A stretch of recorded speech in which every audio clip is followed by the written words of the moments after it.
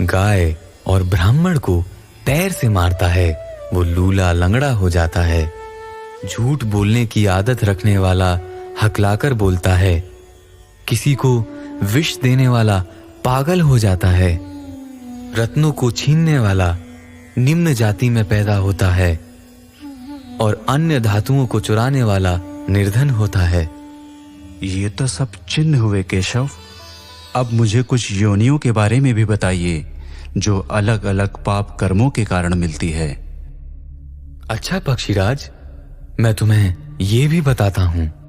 मुझे प्रसन्नता है कि जो प्राणी अपने किए हुए पाप के बारे में नहीं सोचते, हो सकता है भविष्य में तुम्हारे प्रश्नों और मेरे दिए हुए उत्तर को जानकर वो अपने विवेक का उपयोग करें। गरुण, सब्जियां और पत्ते चुराने वाला व्यक्ति मोर बनकर जन्म लेता है। अच्छी महक वाली वस्तुओं को चुराने वाले को छुछुंदर की योनि मिलती है। उसी तरह मांस चुराने वाला गिद्ध होता है और नमक की चोरी करने वाले को चींटी का जीवन मिलता है। पान, फल और फूलों की चोरी करने वाला बंदर होता है।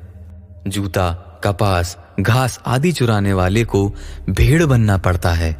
जो व्यक्ति दुष्टता से अपना जीवन चलाते हैं, दूसरों को लूटते हैं, शिकार करते हैं, वो कसाई के बकरे की योनि में पैदा होते हैं। जिसके व्यवहार में मर्यादा नहीं होती, वो जंगल का हाथी होता है। वो ब्राह्मण जो संध्या नहीं करता और अंदर से दुष्ट पर ऊपर से साधु जैसा लगता है, वो बगुला योनि में जन्म लेता है। इस तरह भगवान विष्णु इस संसार में किए जाने वाले अनगिनत पाप कर्मों के बाद मिलने वाले चिन्हों और योनियों के बारे में मुझे बताते रहे।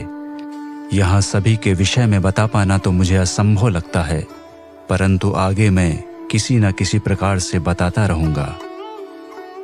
अपने आसपास आप अनेक प्रकार के लोगों को देखते हैं और अनेक प्राणियों को भी देखते हैं, तो आपके मन में भी ये प्रश्न अवश्य उठता होगा, यदि ऐसा है तो क्यों है? ये उसके पूर्व जन्म के पाप कर्मों का फल है जो अभी दिखाई दे रहा है। इसी को देखकर हमें सीखना होता है कि अपने कर्मों को गंदा ना होने दें। यही पाप कर्म और उसके फल जीवन मरण के चक्र में जीव को उलझा कर रखते हैं। जैसे भगवान विष्णु ने मुझसे कहा था कि किसी को दान देकर भूमि वापस लेने वाले को 60,000 वर्षों तक कीड़ा बनना पड़ता है। उधर इन्हीं सब प्रश्न